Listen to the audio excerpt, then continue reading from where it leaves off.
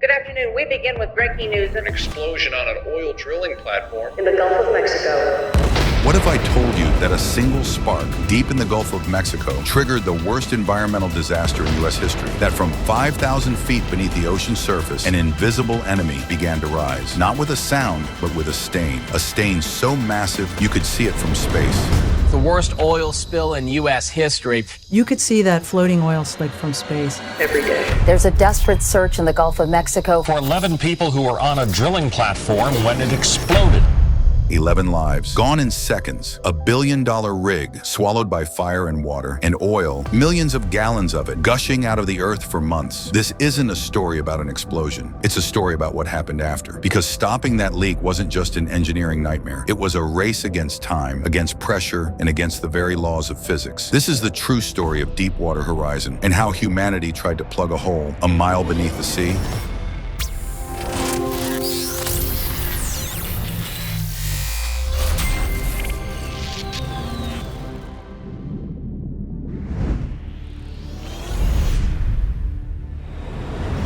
Before the fire, before the headlines, before the ocean turned black, Deepwater Horizon was just another job site. Floating in the Gulf of Mexico, the crew was finishing what looked like a successful mission. They had just reached a new oil reservoir buried deep beneath the seafloor, over 5,000 feet below the ocean surface, and another 13,000 feet into the earth. But here's the twist. Deepwater Horizon wasn't built to extract oil. Its job was to drill the initial hole and prepare the well. Think of it like a scout. It finds the oil, secures the system, and then leaves. Once the job is done, a smaller, cheaper platform takes over to actually pump the oil. And that's exactly what was supposed to happen here. The well was already drilled. The oil reservoir had been reached. Now all they needed to do was seal the hole and move on. But sealing an oil well isn't like turning off a faucet. It's a complex and delicate process. One mistake, and pressure from thousands of feet below could turn that well into a bomb. So the crew ran pressure tests, one last safety check before abandoning the well. But something felt wrong. The readings weren't what they expected. There were spikes, irregularities, signals that oil or gas may have slipped into the pipe. Still, they moved forward because every extra day out here cost money, over $1 million a day, and they were already 6 weeks behind schedule. And then, at 9:56 p.m. on April 20th, 2010, everything changed. By the time most of the crew had finished dinner, something had already started to go very wrong. A sudden surge in pressure raced through the pipe. To the trained eye, it was a warning, a loud one, because when oil and gas force their way up unexpectedly, it means the well's barrier has been breached. The team ran the pressure test again. Same result. But instead of treating this like a red alert, a decision was made to press on. Some say it was optimism. Others say it was pressure. From deadlines, from budgets, from BP. Either way, the test was dismissed. And at exactly 9:56 p.m., as the night settled over the Gulf, a violent column of mud, seawater, and gas burst from the drill floor like a geyser. It drenched the platform. It knocked people off their feet. And within seconds, the gas ignited.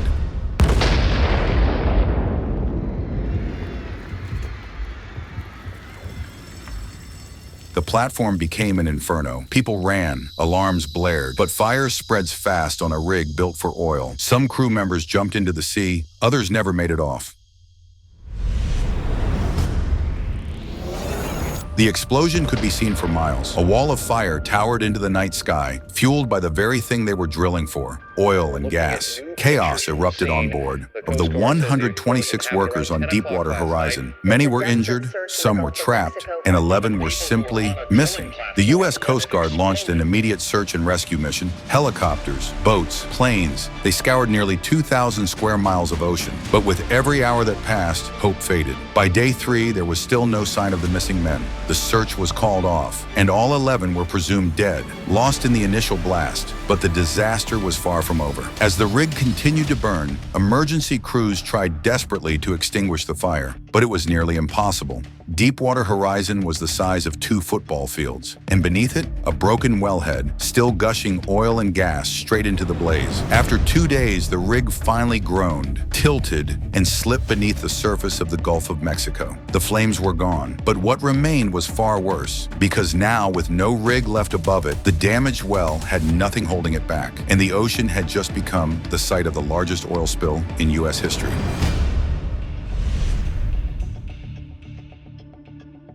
When Deepwater Horizon sank, many hoped the worst was over. But what no one could see, what lay hidden 5,000 feet beneath the surface, was far more dangerous. A broken wellhead, left completely exposed on the seafloor, was now leaking oil directly into the Gulf of Mexico. At first, BP claimed everything was under control. No oil is leaking, they said, but satellite images told a different story. A dark slick began to spread across the ocean, wide enough to be seen from space. Only then did the truth come out. Oil was escaping, and not just a little. Millions of gallons were gushing from a pipe no one could reach. To stop it, engineers had to understand where exactly the leak was coming from. So they sent down a remotely operated vehicle, an ROV, a robotic submersible armed with cameras, lights, and tools. Down in the darkness, it found the source, a massive steel structure called the blowout preventer, or BOP.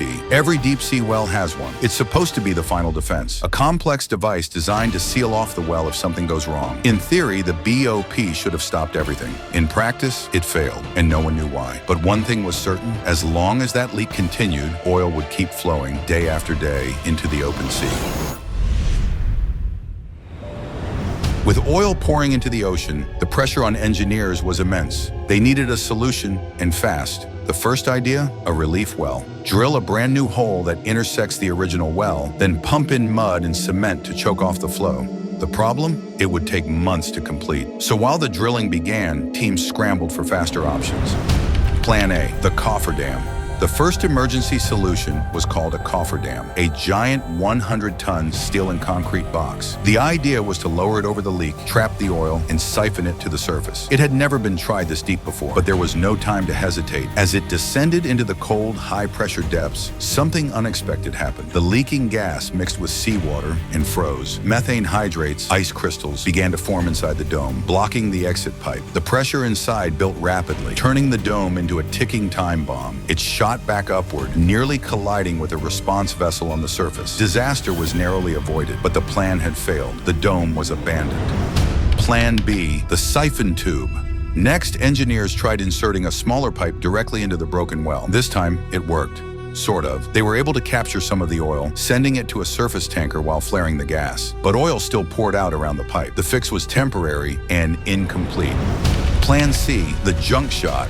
Then came the most bizarre plan yet. Engineers attempted to plug the well using golf balls, rubber tires, rope, anything that could be pumped down the BOP to clog the leak. This was called a junk shot. They mixed the debris with heavy drilling mud and fired it into the blowout preventer. It's kind of like stopping up a toilet. Plug up the blowout preventer, and then at that point, once we get it plugged up, we can actually pump heavy fluids down the well and hopefully stop it from flowing, and then pump cement after that. But the pressure was too intense. The junk shot back out violently, and the well continued to gush. Worse yet, scientists warned that continuing could destabilize the seafloor and cause an even bigger disaster, an underwater blowout, where oil would erupt from cracks in the ocean floor itself. The junk shot was abandoned, and once again, engineers were back to square one.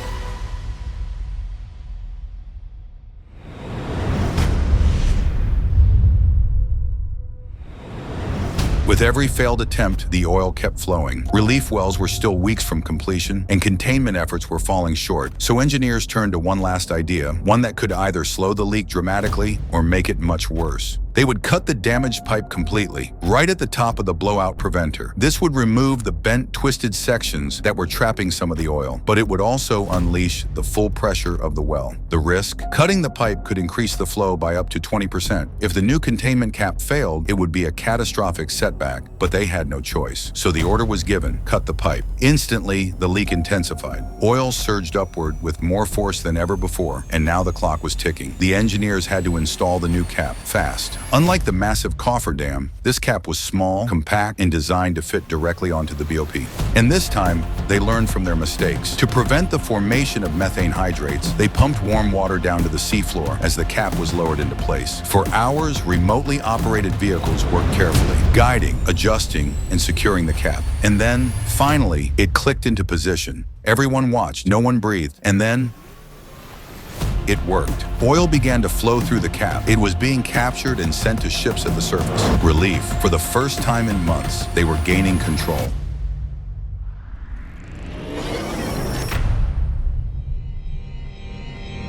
The cap was in place, and it was working. Oil and gas were being funneled upward into ships waiting on the surface. But the fix wasn't perfect. Oil was still escaping around the edges. The flow had slowed, but not stopped, so engineers pushed forward. Over the next several weeks, they installed a series of improved caps, each one designed to fit tighter, seal better, and capture more of the escaping oil. More ships were added to handle the volume. More flares were used to burn off the excess gas. And then finally, 87 days after the initial explosion, they installed a cap that was tight enough to completely stop the leak. For the first time in nearly 3 months, no oil was flowing into the Gulf. It was a moment of triumph, but no one was celebrating just yet because this cap was still a temporary solution. No one knew how long it would hold.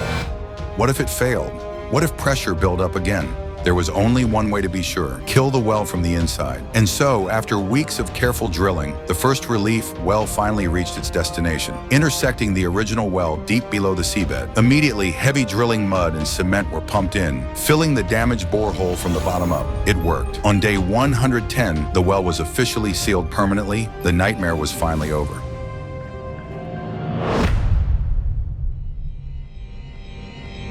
When the well was finally sealed, the big question became, how much oil actually spilled into the ocean? The official number, reported by BP and widely repeated, was about 134 million gallons, enough to fill nearly half of the Empire State Building. It was already the largest accidental oil spill in U.S. history, but many scientists weren't convinced. A group of independent researchers studied video footage of the leak, analyzed pressure data, geological conditions, and flow rates, and came to a very different conclusion. They estimated that over 210 million gallons of oil were actually released into the Gulf. That's a massive difference, enough to fill 3/4 of our measuring container. And this wasn't just crude oil. Every gallon could coat huge areas of sea surface, choking marine life, poisoning habitats, and leaving long-lasting scars on the ecosystem. In fact, satellite images from NASA showed huge black slicks spreading across the Gulf of Mexico. But it wasn't just about the numbers. More than 900 dolphins were found stranded or dead. Entire coastal ecosystems were disrupted, and many species suffered drops in survival and reproduction for years.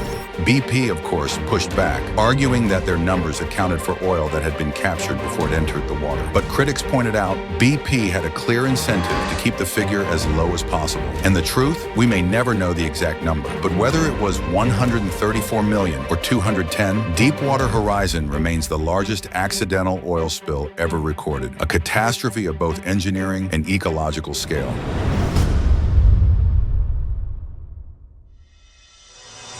April 20th, 2010. 11 men left for work that day. They never came home. And while the headlines focused on oil, technology, and corporate failure, those lives were the real cost. Behind every pressure gauge, every failed valve, and every desperate fix were families, forever changed. But the legacy of Deepwater Horizon goes beyond the tragedy of that night. It was a wake-up call for the oil industry, for regulators, and for all of us. It exposed how fragile our control over deep-sea drilling truly is. How one misjudgment, underestimating pressure, or skipping a warning sign can lead to months of uncontrollable damage. It showed that even with billions in resources, the best engineers on Earth, in the full weight of government response, we still weren't ready.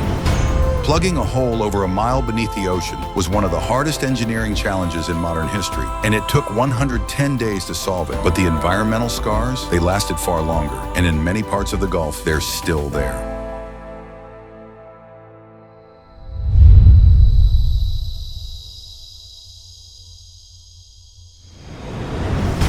They faced the unthinkable.